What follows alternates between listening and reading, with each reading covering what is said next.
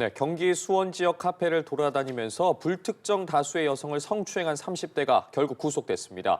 이 남성의 행각은 한 시민이 촬영한 영상에 고스란히 담겨서 더욱 충격을 안겨주고 있는데요. 향후 수사 쟁점 짚어보겠습니다. 이 밖에 나나자택 강도 침입 사건 첫 재판 등 주요 사건 사고 소식 임주혜 변호사와 얘기 나눠보겠습니다. 어서 오세요. 네, 안녕하세요. 예, 안녕하십니까. 임 변호사님, 카페에 앉아 있는데 갑자기 누군가 와서 나를 껴안거나 만진다면 어떨 것 같으세요? 엄연히 강제추행에 해당할 수 있는 중범죄입니다. 굉장히 황당하다라고 표현할 수 있는 사건이 있었는데요. 대낮에 한 카페에 한 남성이 연달아 출몰을 했습니다. 네. 그러면서 일면식도 없는 카페에 앉아있는 여성들을 상대로 해서 뒤에서 갑자기 껴안는다거나 어깨 동무를 한다거나 손을 만지는 등의 행동을 보였는데요. 혼자 있는 여성만을 노린 것도 아니었습니다. 예. 일행과 함께 있다거나 다른 남성과 함께 있는 여성에게도 정말 대범하게 범행을 이어갔는데 이렇게 한 차례 범행을 해서 경찰이 출동을 해서 긴급 체포되었다가 풀려난 직후에요. 다음 날 또 카페에 등장해서 이렇게 대범한 범행을 이어간 겁니다. 네. 결국 구속이 되었고요. 강제추행 혐의로 조사가 진행 중입니다. 아까 말씀 주신 것처럼 참 왜 이러나 싶은데 이날 하루만 그런 게 아니라 그 전날 15일에도 같은 장소에서 똑같이 연쇄 성추행을 하다가 경찰에 붙잡혔는데 풀려나고 또 동일 범죄를 저지른 거잖아요. 그렇죠. 이 부분이 좀 아쉬움으로 남습니다. 다만 이제 처음에 출동했던 경찰 입장에서도 바로 체포를 해서 수사를 해보는데 기본적으로 체포가 된다거나 그 이후에 구속으로 이어지려고 한다면요. 이제 주거가 일정하지 않다거나 증거인멸이나 도주의 우려 같은 부분들이 문제가 될 텐데 일단 기본적으로 본인의 신원을 밝히고 거주지가 일정했기 때문에 앞으로 추가적으로 조사는 이루어지겠지만 일단 보내준 걸로 보입니다.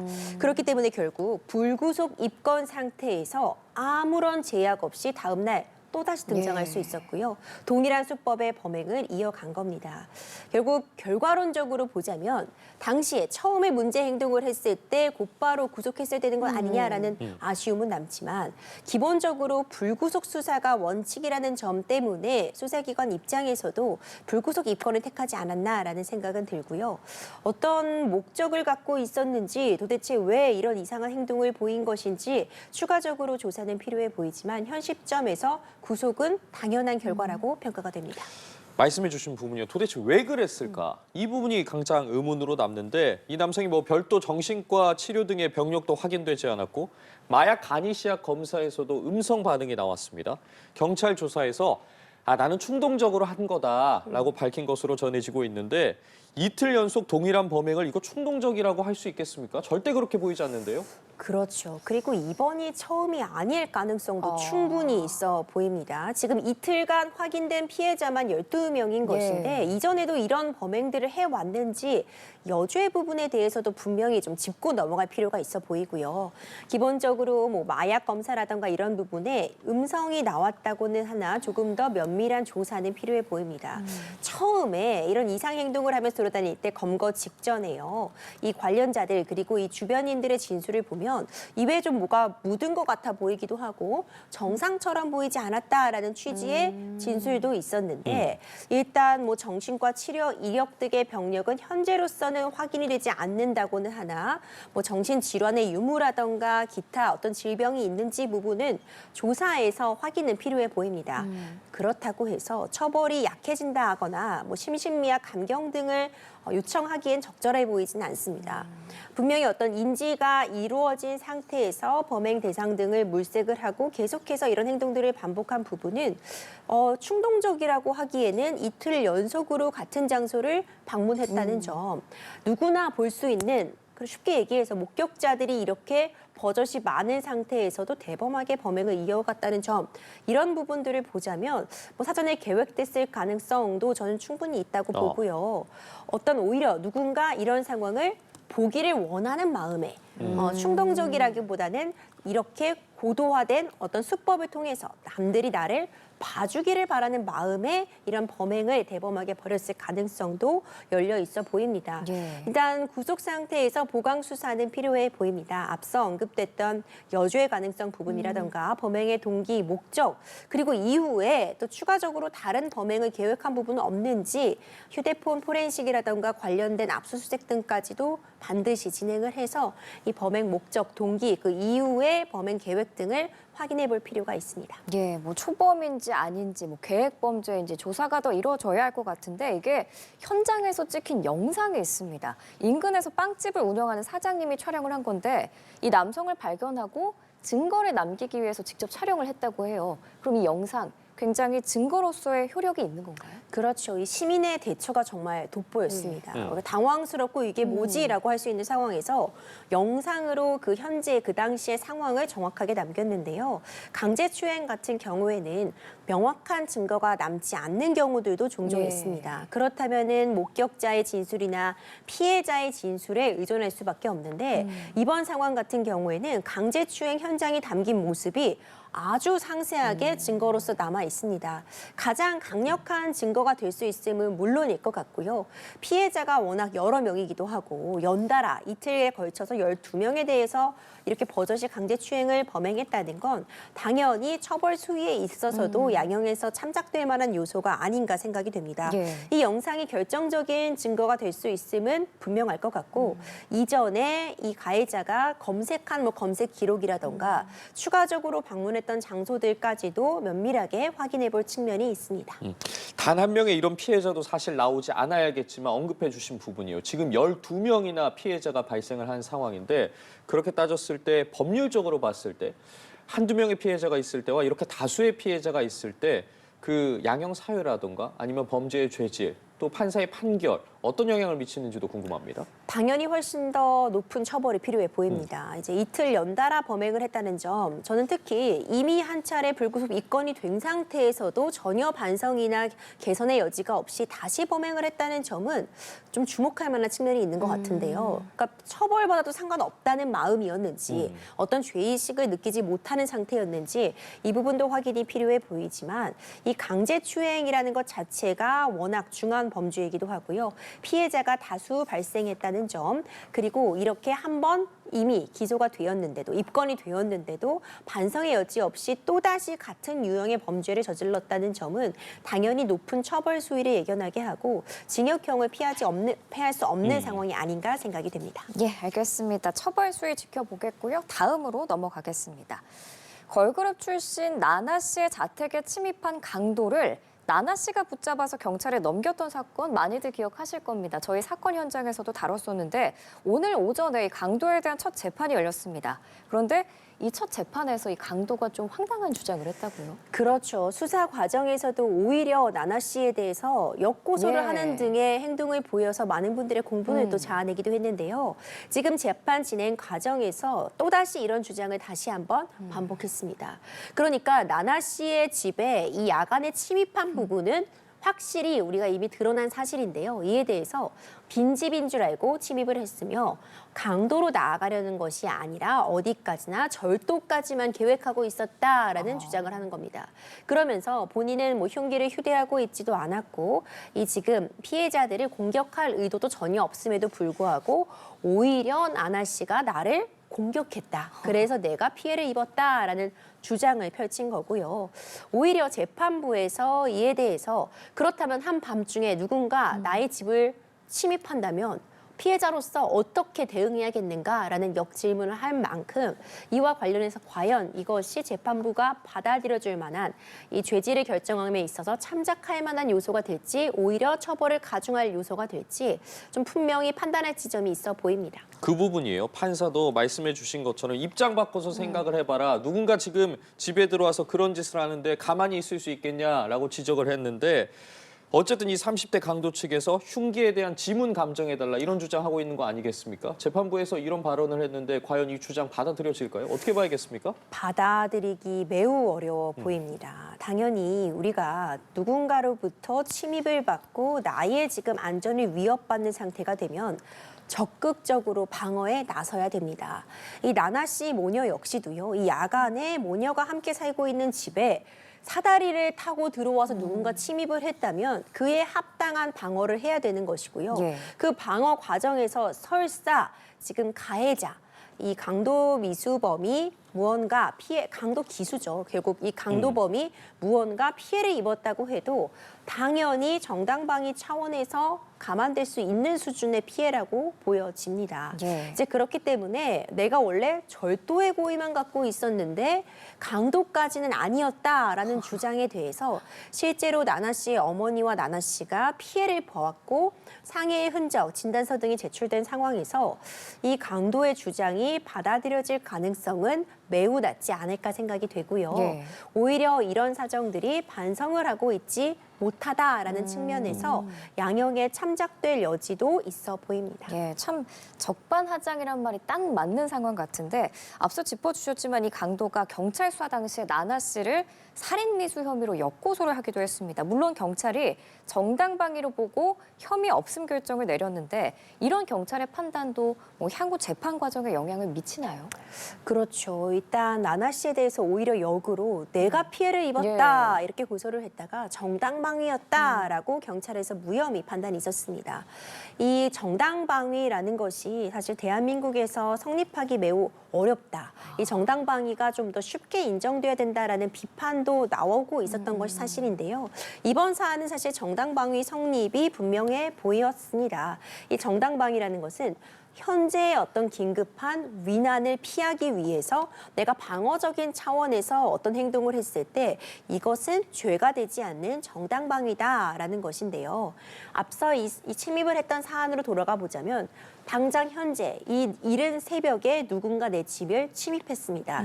현재의 긴급한 위난 상황이 발생했다고 충분히 볼 수 있었고 강도가 나나 씨 모녀에게 다가왔기 때문에 이에 대해서 이를 저지하는 차원에서 일부 나나 씨 역시도 무력을 행사했다고 해도 이것은 정당방위 내에서 처벌이 되지 않는 행위로 포섭될 수 있기 때문에 이 부분 이미 정당방위가 된다라는 판단이 1차로 있었고요. 재판부의 판단도 다르지 않을 것 같습니다.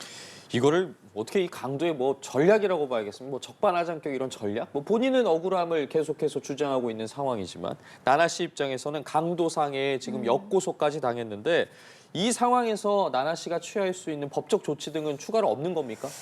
이와 관련해서 나나 씨에 대해 유명인인데 이와 관련해서 내가 오히려 피해를 입었다고 주장을 하고 있는 것 자체에 대해서 나나 씨 입장에서는 무고하게 본인을 음해하고 있다라는 취지로 명예훼손, 손해배상 같은 청구도 충분히 검토해 볼 수 있을 것 같습니다. 그렇다면 이런 나나 씨의 명예가 침해된 부분에 대한 민사상 손해배상 청구뿐만 아니라 지금 이런 강도 행위로 인해서 정신적인 고통을 받은 측면에 대해서 위자료 청구 같은 부분을 충분히 고려해 볼 수 있을 것 같고요. 뭐 무고죄 같은 부분도 생각은 해볼 수 있을 것 같습니다. 예. 하지만 이제 기본적으로 이와 관련해서 나나 씨가 역으로 처벌받을 가능성은 없다라고 볼 수 있을 것 같고 오히려 이런 주장을 하는 것이 뭐 전략으로 들고 나올 수 있습니다. 워낙 이 강도가 절도의 마음을 품고 있었더라고 해도 결과적으로 이 절도를 하는 과정에서 신체에 손상을 가하거나 위해를 가할 경우 강도상의 강도살인 같은 경우에는 절도죄보다 훨씬 엄하게 처벌이 되고 예. 있습니다. 이제 그런 부분들 때문에 처벌을 낮추고자 피고인이 절도의 고의만 갖고 있었다라는 주장을 해볼 수는 있겠으나 이것이 최종적으로 형량을 결정함에 있어서 도움이 될까 이런 부분에 대해서는 도움이 될 가능성이 또 매우 낮다라는 평가 가능해 보입니다. 그러면은 강도 혐의에 이어서 만약에 무고죄까지 고소를 당하면 향후 처벌 수위는 어떻게 될까요? 글쎄요, 이제 현재로서는 단정해서 말씀드리긴 어렵겠지만 이 강도상해가 워낙 중범죄이고요. 반성하고 있지 않다라는 부분들이 더해진다면 당연히 징역형은 내려질 수밖에 없어 보이고 뭐 10년 이상의 중형이 선고될 가능성까지도 뭐 점쳐지고 있으나 정확한 피해 상황이라던가 나나 씨가 입은 피해의 정도 이전에 어떤 이 범행의 전력 같은 부분들이 양형 인자에서 고르게 좀 가만히 되지 않을까 생각이 되는데 일단 반성하고 있지 않다거나 이런 식으로 방식으로 오히려 피해자에게 책임을 전가하는 듯한 태도는 양형에서 피고인에게 불리하게 참작될 수 있는 요소로 평가가 됩니다. 알겠습니다. 향후 처벌 수위 등은 좀 지켜봐야 할 것 같고요. 주제를 또 바꿔보도록 하겠습니다. 내일 오후 2시입니다. 한덕수 전 총리의 내란 방조 혐의 사건 1심 선고가 나오게 되는데 앞서 윤 전 대통령의 체포방해 혐의 등에 대한 선고가 있었지만 어쨌든 내란 사건의 첫 선고인 만큼 법원이 비상계엄을 과연 내란으로 이걸 인정할 것인가 가장 큰 관심이 쏠리고 있습니다. 그렇죠. 지난주에 있었던 윤석열 전 대통령의 일명 그 체포방해 혐의에 대한 1심 선고 같은 경우에는 12.3 비상계엄이 국헌불란 목적의 폭동인가 결국 이 내란 여부에 대해서는 판단하지 않았습니다. 다만 이 윤석열 전 대통령의 체포방해 혐의 재판에서도 국무위원들을 다 소집하지 않은 부분과 관련해서 다 연락을 돌리지 못할 정도로 긴급한 상황이 발생했던 것은 아닌 것으로 보인다라는 판단이 있었기 때문에 예. 12.3 비상계엄의 절차적인 문제점까지는 지적을 했다고 보고요. 하지만 오히려 이 내란 혐의와 관련해서는 이 한덕수 전 총리가 선고받게 될 이 1심이 내란죄를 판단하는 첫 번째 재판으로 보여지기 때문에 다른 국무위원들 그리고 윤석열 전 대통령에 대한 이 내란죄 1심 선고에 어떤 예측을 해볼 수 있는 매우 중요한 재판이다라는 평가가 가능합니다. 결국 한덕수 전 총리 같은 경우에는 내란을 방조했는가, 내란의 주요 임무를 담당했는가가 쟁점이 되고 네. 지금 징역 15년 굉장히 준형이 구형된 상황입니다. 이 부분을 판단하려면 재판부에서 12.3 비상계엄의 성격에 대한 판단을 내릴 수밖에 없기 때문에 과연 재판부에서 12.3 비상계엄을 절차적으로 실체적으로 하자가 있는 비상계엄이었다라는 평가에서 나아가 이것이 국헌문란의 목적을 갖고 있는 폭동이었다라고 결론을 내릴지가 내일 재판에 있어서의 관전 포인트가 된다고 보여집니다. 예, 내일 있을 한 전 총리의 1심 선고 역시 윤 전 대통령의 체포방해 혐의 1심 선고 때와 마찬가지로 생중계가 됩니다. 아무래도 뭐 국민적인 관심도를 고려한 판단이겠죠. 그렇죠. 국민적인 관심도 그리고 공공의 이익적인 측면이 고려되는 것 같습니다. 일단 많은 국민들의 관심이 집중되고 있는 사안이라는 점에서 일단 피고인의 방어권 보장 측면보다 국민의 알 권리가 더 중요하다라는 판단이 있는 것 같고요.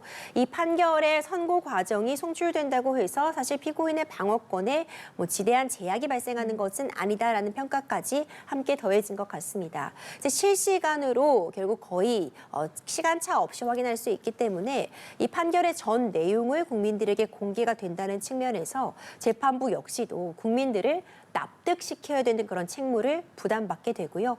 이제 그런 부분들 때문에 12.3 비상계엄의 성격이나 이 한덕수 전 총리가 담당한 역할 등에 대해서 판결문에서 비교적 상세하게 설명하고 다루고 이를 국민들에게 공개하지 않을까 생각이 됩니다.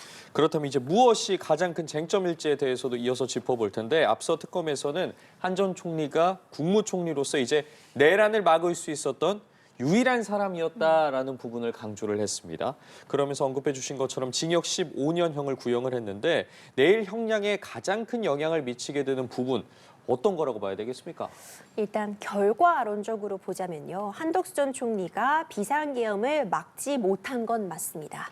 결과적으로 12.3 비상계엄이 선포가 되었기 때문에 국무총리의 지위에서 이 선포를 막지 못한 것까지는 결과론적으로 보자면 맞지만 이 재판에서 쟁점이 될 만한 부분은 과연 한덕수 전 총리는 무조건 막아야만 하는 그런 의무를 부담받았는가, 어떤 행동을 더 적극적으로 하지 않은 부분을 처벌할 수 있는가, 이 부분이 방조 혐의와 관련해서 한 가지 쟁점이 될 수 있습니다.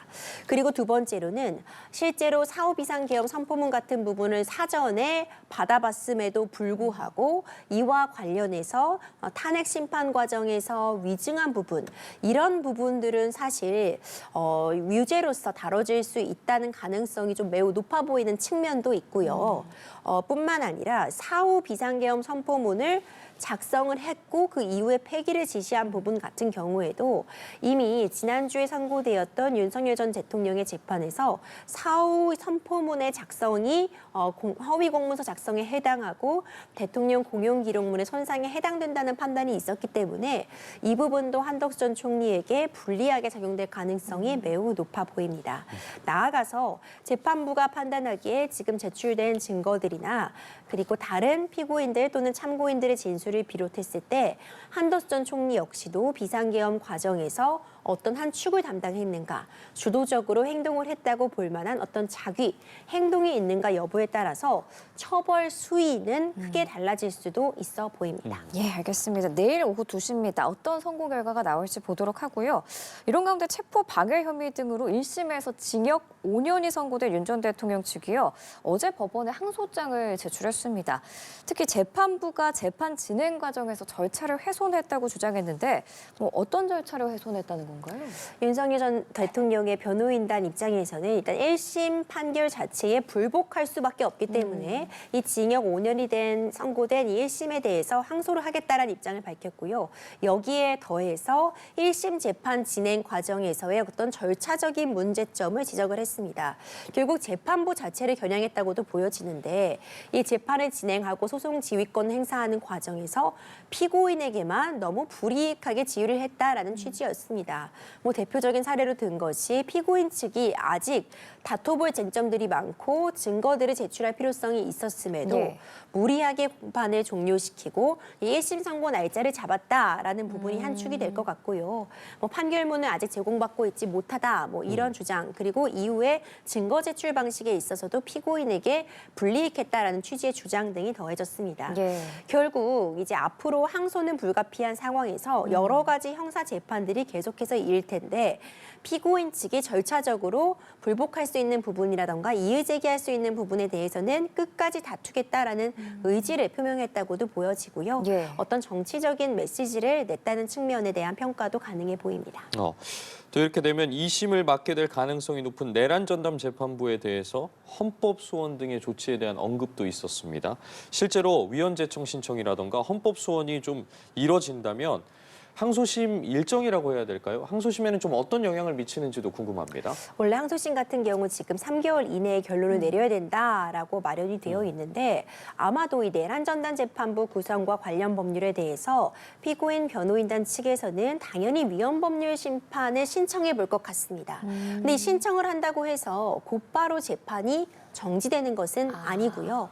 만약 재판부가 이 위헌 법률 심판 신청을 받아들여서 헌법재판소에 제청을 한다면 네. 그때는 재판이 일단 잠시 멈추는 헌법재판소의 판단이 내려질 때까지 멈춰지겠지만 재판부에서 이를 받아들이지 않는다고 한다면 재판은 계속되게 되고 그때는 윤석열 전 대통령 측에서 헌법 소원을 직접 헌법재판소에 제기할 수 있습니다. 근데 헌법 소원을 제기한다고 해서 지금 진행 중인 형사 재판이 멈추는 효과가 있는 것은 아니기 때문에 아마도 이 전담재판부 구성과 관련된 법률에 대해서 위헌 법률 심판 신청을 하는 것은 정해진 수순이라고 보여지고 신청한다고 해서 재판 자체가 곧바로 지연된다라고 단정할 수는 없는 상황입니다. 그럼 재판부에서 이 위헌 제청 신청을 받아들이지 않을 가능성이 높은 건가요? 현재로서는 예단하기 어렵지만 지금 이 전담 재판부 관련해서 이전에 원래 재판부가 무작위로 배당돼야 된다는 그 헌법과 구정되어 있는 원칙에 위배되는 부분이 있다면 재판부에 대한 이 법률에 대해서 위헌 심판을 한번 받아봐야 된다라는 가능성이 높았는데 지금 위헌성과 관련된 부분을 대부분 제외를 하고 이 헌법에 규정된 테두리 안에서 이 법안이 만들어졌다라고 지금 이야기는 나오고 있어서요. 정확하게 어떻게 진행될지는 이 재판부의 판단을 좀 더 기다려볼 측면은 있습니다. 그러면 이 부분만 여쭤볼게요. 윤 전 대통령 측에서 이렇게 헌법 소원이라든가 위헌 법률 제청 신청이라든가 하는 이유가 시간을 어쨌든 끌기 위함이라고 봐야겠습니까? 아니면 해볼 수 있는 건 다 해보겠다 이런 거라고 봐야겠습니까? 뭐라고 봐야겠습니까? 피고인 입장에서는요. 재판을 진행하는 과정에서 방어권을 행사하기 위해 할 수 있는 조치를 모두 취할 수 있습니다. 뭐 위헌법률 심판을 신청한다는 것 자체가 어떤 문제가 있다라고 볼 수는 없고요. 그렇죠. 예. 어느 정도 본인이 재판을 준비할 시간을 벌기 위해 이런 부분들을 신청한다거나 문제가 될 만한 지점들 절차적으로 제기할 수 있는 것은 모두 제기해 보는 것이 문제가 된다고는 볼 수 없습니다. 다만 이런 행동들이 반복되고 실제로 실익이 없음에도 불구하고 단순히 절차적인 지연 목적에서 이런 행동들을 반복한다면 이 역시도 양형에 있어서 재판에 협조적이지 않다라는 부분으로 참작될 여지는 있습니다. 예, 알겠습니다. 오늘 사건 현장 임주혜 변호사와 함께했습니다. 고맙습니다. 고맙습니다.